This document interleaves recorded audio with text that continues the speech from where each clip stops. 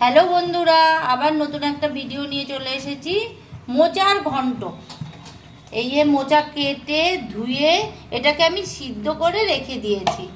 আলুগুলো কেটে ধুয়ে রেখে দিয়েছি। এখন আমি দেখাবো। কড়াইটা গরম হয়ে গেছে। আমার কড়াইটা গরম হয়ে গেছে, তেল আমি দিয়ে দিয়েছি।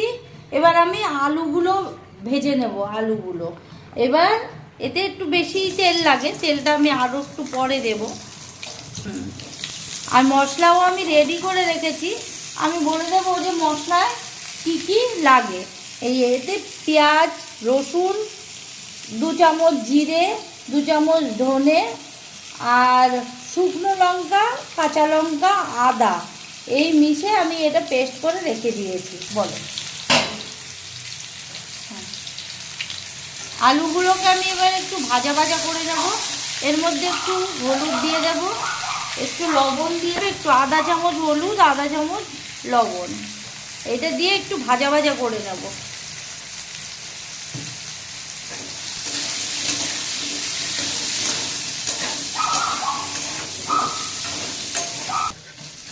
আলুগুলো আমার ভাজা হয়ে গেছে, একটু বেশিই ভাজা হয়ে গেল। আলুগুলো আমি নামিয়ে নেব।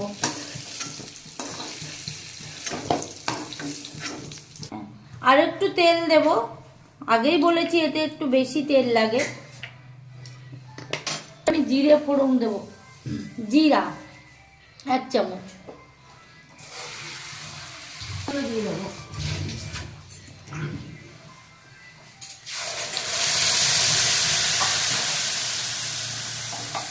মশলা দিয়ে একটু মশলাটা কষাতে হবে। যতক্ষণ না মশলা থেকে তেল বেরোবে ততক্ষণ আমি কষাতে থাকবো। এর মধ্যে একটু হলুদ দিয়ে দেবো,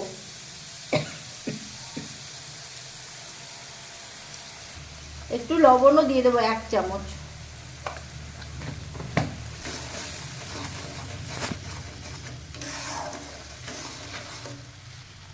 গ্যাসে একদম অল্প গ্যাসে ছিন করে আমার মশলাটা কষাতে হবে। আমার মশলাটা কষা হয়ে গেছে। এর ভিতরে এবার আলুগুলো দিয়ে দেব। আলু দিয়ে 5 মিনিট একটু নাড়াচাড়া করে নেব। তারপরে মোচাগুলো দেব। এর মধ্যে আমি মশলা দেওয়া জলটুকু দিয়ে দিয়েছিলাম, তাই একটু জল হয়েছে। এটা একটু হলেই আমি মোচাটা দিয়ে দেব।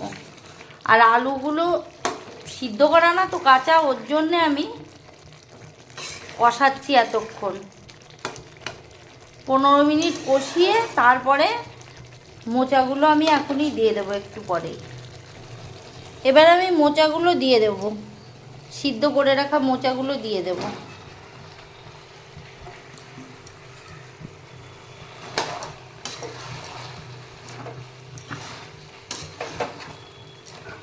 এবার একটু লবণ আর হলুদ দিয়ে দেবো। মশলা কষানোর সময় অল্প আমি দিয়েছিলাম লবণ, সেই হিসাব করে দিতে হবে। 2 চামচ লবণ দেব।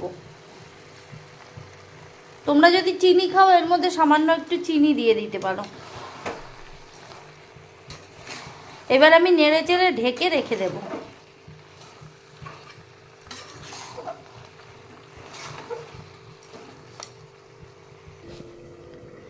এই আমি এবার ঢেকে দেব। নাড়াচাড়া হয়ে গেছে।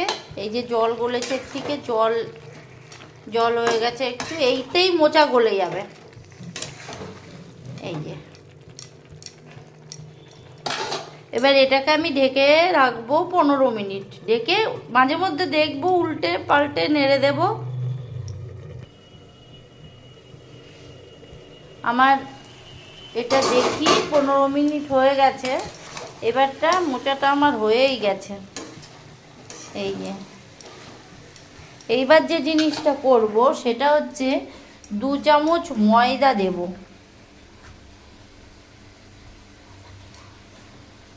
2 চামচ ময়দা আমি জলের সঙ্গে গুলিয়ে নেব। গুলিয়ে এটা আমি ওটার মধ্যে দিয়ে দেব, মোচার মধ্যে। একটু গাঢ় গাঢ় হবে।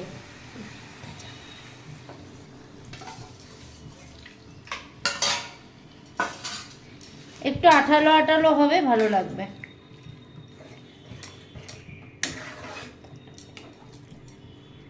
এবার আমি গরম মশলা দিয়ে দেব। গরম মশলা দিয়ে একটু নাড়াচাড়া করব, এই ঝোলটুকু একটু শুকাবে, তারপরে আমি নামিয়ে নেব। আরে দাঁড়াও, আমি হ্যাঁ, এবারটা আমি নামিয়ে নেব।